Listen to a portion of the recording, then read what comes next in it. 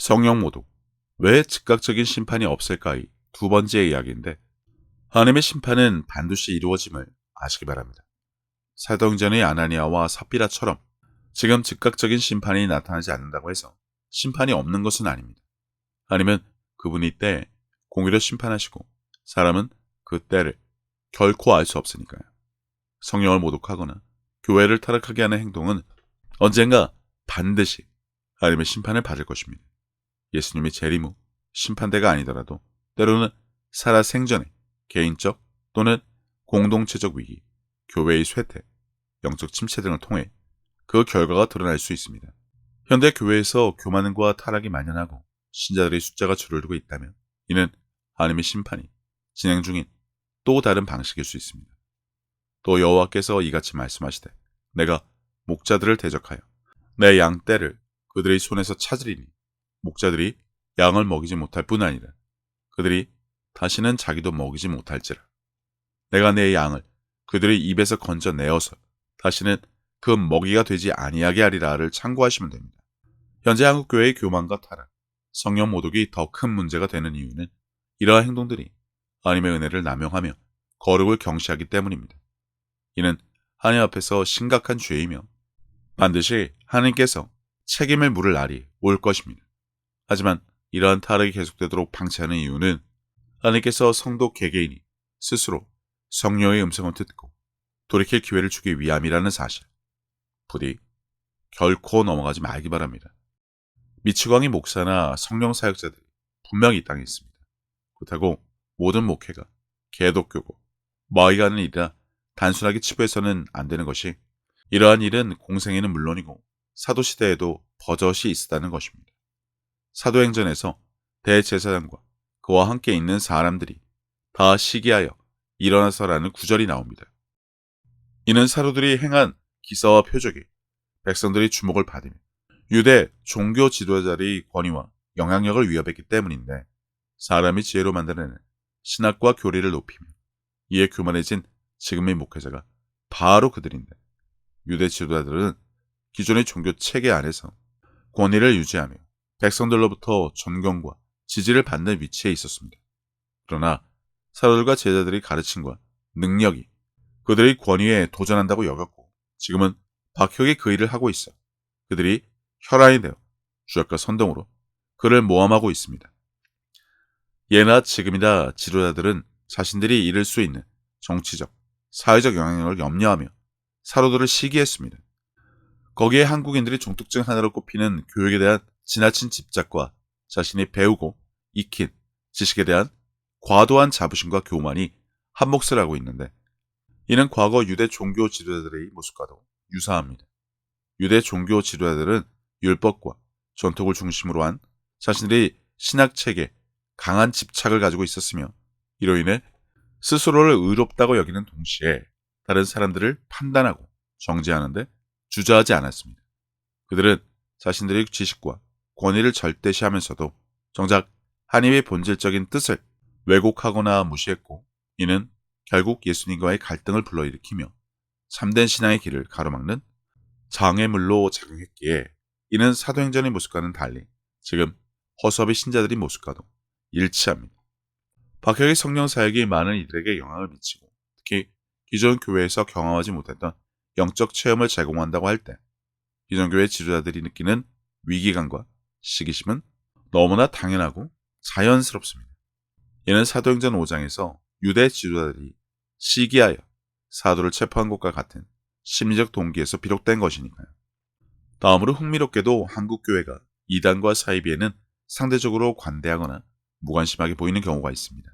이는 이단과 사이비가 교회의 전통적 권위에 직접적인 도전을 가하지 않는 경우가 많기 때문인데, 이단으로 지정을 하면 할 것 다 한 듯이 굴며 그들을 말씀으로 돌아오게 하는 것에는 지극히 소극적인 그들의 이중성과 양면성이 이를 입증하고 있죠. 반면 박혁의 성령 사역은 기존 교회의 영적 정체성을 흔들고 신학적 도전을 제기하기 때문에 더 큰 반발을 불러일으키는 것입니다. 여기서 가져야 할 궁금증은 왜 나몰라라 하지 않았는가인데, 진리의 확산을 막으려 했기 때문이 정답이죠. 유대 지도자들은 사도의 가르침이 백성들에게 영향을 미치는 것을 두려워하여 적극적으로 탄압했습니다.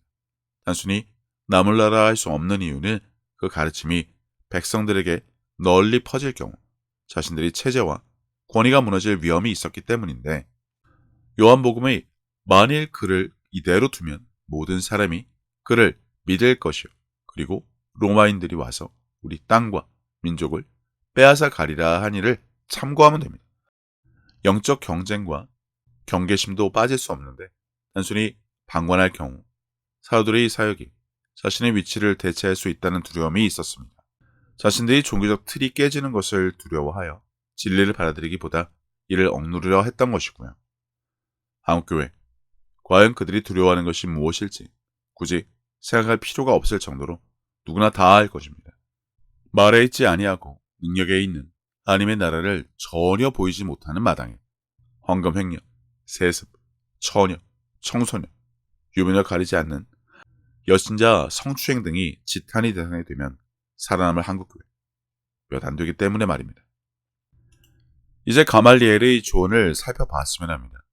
박해걸 대하며 이단에 속한 사람을 한두 번 훈계한 후에 멀리하라는 말씀을 핑계로 자신들이 책임을 회피하는 것을 정당하게 여기는 한국교회에 경종을 울릴 수 있는 가말리엘의 이야기는 이제 내가 너희에게 말하노니 이 사람들을 상관하지 말고 버려두라. 이 사상과 이 소행이 사람으로부터 났으면 무너질 것이요 만일 하나님께로부터 났으면 너희가 그들을 무너뜨릴 수 없겠고 도리어 하나님을 대적하는 자가 될까 하노라 하니인데, 가말리엘은 당시 유대인 종교 지도자들 중 존경받는 율법 교사였으며 사도들과 제자들이 행하는 이 일을 신중하게 관찰하며 그가 제안한 것은 인간의 계획이나 행동이라면 자연히 사라질 것이므로 굳이 이를 적극적으로 대적할 필요가 없지만, 만약 하나님이 시작하신 일이라면 그 일은 반드시 이루어질 것이며 이를 대적하는 것은 곧 하나님을 대적하는 것이 되니 극히 주의하고 신중하라는 경고죠. 가말리엘은 이전에 일어났던 몇몇 거짓 운동과 비교하며 시간이 지나면 진짜와 가짜가 드러날 것이라고 주장했습니다. 이는 진리는 스스로 드러난다는 신중하고 지혜로운 접근법으로 한국교회에서 결코 찾아볼 수 없는 일입니다. 복잡할 것 없습니다. 기존 교단과 신학체계는 전통적인 교리와 해석을 중심으로 신앙생활을 이끌어 왔기에 성령 사역은 이러한 체제 밖에서 이루어지는 경우가 많으며, 이는 교단의 권위와 체제의 도전으로 느껴질 수 있으니까 성령의 역사가 기존의 교회가 제공하지 못했던 영적 체험을 제시할 때 사람들은 기존 교회를 떠나 새로운 사역으로 이동할 수 있습니다. 이는 교단 입장에서 신도 감소와 재정적 어려움, 권위 약화로 이어질 가능성을 포함하기에 큰 두려움으로 다가왔을 것이니까요. 만약 그들이 여태 한 것이 정당하다면 굳이 박해걸 지금처럼 죽이려 달려들었을까요? 온갖 이단과 사이비는 방치하면서, 특히나 신천지의 경우 고양이 앞이 쥐처럼 굴다 한국교회가 말입니다. 한국교회는 특정 신학적 틀과 교리 안에서 성령의 역사를 해석하려 합니다. 그러나 성령의 사역은 기존 틀을 넘어서는 방식으로 나타나는 경우가 많은데, 다음으로 스데반과 빌립의 예를 들어보죠. 우선 그들은 예수님의 직속 제자가 아닙니다. 스데반은 7 집사 중 하나로 초기 교회에서 성령과 지혜가 충만한 자로 선택되었는데, 그는 이미 은혜와 권능이 충만하여 큰 기사와 표적을 민간에 행하니라고 기록되어 있으며, 그의 가르침은 성령으로 말함을 그들이 능히 당하지 못하였다고 평가된 기록을 보시면 됩니다. 이는 스데반이 단순히 인간적인 지식이나 훈련에 의존한 것이 아니라 성령의 능력에 의해 가르치고 행했다는 점을 보여주는데, 이것이 바로 한국교회가 거의 알지 못하는 성령의 가르침이죠. 말씀을 들었다, 감동을 받았다, 음성을 들었다는 등 온갖 말들은 많은데 대부분 착각하는 것입니다. 어떤 목사가 박혁을 비난하라는 성령님의 감동을 받아 한동안 수준 이하의 지적을 하던데, 그냥 자기 멋대로 생각한 것을 성령의 감동이다, 하나님의 음성이다, 명령이다로 둔갑시킨 것뿐입니다. 여신자 강간을 하고 마귀가 한 것이다, 잠시 마귀에 속은 것이다 라는 변명을 강간을 당한 여신자에게 하는 한국교회 강간 목사, 뭐 그런 수준이란 것이죠. 그리고 빌립은 스데반과 함께 선택된 7 집사 중 한 명이며 사마리아에서 복음을 전파하며 큰 기사와 표적을 행했습니다. 그는 성령의 인도하심을 받아 에디오피아 내시를 만나 복음을 전했으며 이는 성령의 초자연적인 역사로 이루어진 만남이었다는 것을 잘 아실 것입니다. 이들은 한국 교회에서 기사와 표적은 사도와 예수님이 직접적인 제자들에게만 가능했다고 주장하는 것과 정면으로 충돌합니다. 스데반과 빌립은 예수님이 12 사도나 직접적인 제자가 아니라 사도들이 세운 초대교회의 일꾼이나 그럼에도 불구하고 그들은 성령의 능력으로 기사와 표적을 행하며 이미 복음을 전했습니다.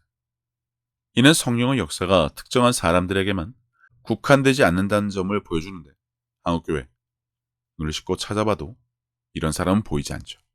그리고 스데반과 빌립에 대한 설교 들어본 적이라도 있을까요? 이처럼 성령의 능력은 단지 사도나 예수님이 직접적인 제자들에게만 한정된 것이 아닙니다. 스데반과 빌립처럼 성령이 임한 사람들에게 하나님의 뜻을 이루기 위해 역사하시니 믿는 자, 누구든지 가능하다는 것입니다. 물론 제대로 믿는 자가 아니라면 언감생심일 뿐이죠. 예수와 함께 죽어야 한다며 당신은 죽었는가? 라는 제목의 설교가 발에 차이는데 다 헛소리죠. 성경은 죽음에서 부활한 예수와 함께 살고 있냐지 죽었니 아니니 따지는 것이 아니라서 말입니다. 게다가 성령을 받게 돕지를 못하니 불세례를 받아야 한다며 신자들도 덩달아 헛소리를 하던데 성령의 내주 없이 불타령하는 한국교회 영상에 아주 자세히 올려두었으니 참고하시면 됩니다. 끝으로 거짓 증언자와 위증자를 자청하는 한국교회의 목회자들에 대한 문제를 보자면 이들은 성령의 사역을 부정하거나 자신들의 신학적 틀과 권위를 지키기 위해 성령 사역자를 모함하는데 이러한 행동은 성경에서 말하는 거짓 증언자와 위선자의 특징과 놀라울 만큼 유사합니다. 성경이 말하는 거짓 증언자의 특징은 거짓을 진리로 왜곡한다는 것이죠. 거짓 증거하지 말라고 십계명에도 기록되어 있는데 내 밥그릇 지키려고 알지도 못하는 성령 사역을 부정하며 성령 모독을 하는 그들, 권위와 기득권 유지를 위한 위선자임을 알아야 합니다. 또한 바리새인들과 서기관들은 자신의 기득권을 유지하기 위해 진리를 가리고 자신과 다른 이들을 모함하며 하나님의 뜻을 방해했는데 한국교회의 목회자들이 성령의 역사를 부정하고 성령의 능력을 통해 복음을 전하려는 사역자를 공격하는 모습은 이와 유사하죠. 수많은 영상들을 통해 이를 지적하고 올바른 것을 전했지만 한 가지로 요약하면 예수께서 이르시되 너희가 성경도 하나님의 능력도 알지 못함으로 오해함이 아니냐가 될 것입니다. 겪어서는 모르고 당해봐야 아는 것만큼 어리석은 일은 없을 것인데 마지막 날의 심판 때 한국교회는 당해봐야 알 것처럼 군이 암담할 뿐입니다.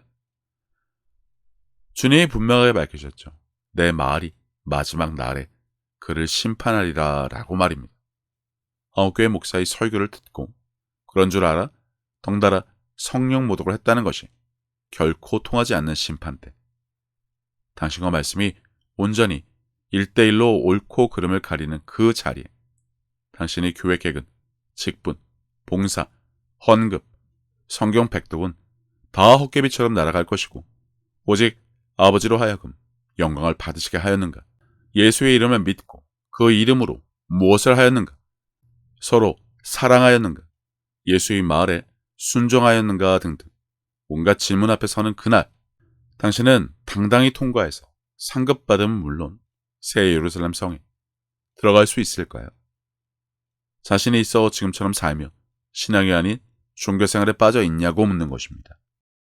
여러 가지 일로 바쁘겠지만 잠시 시간을 내어 묵상을 하는 기회를 가져보시기 바랍니다.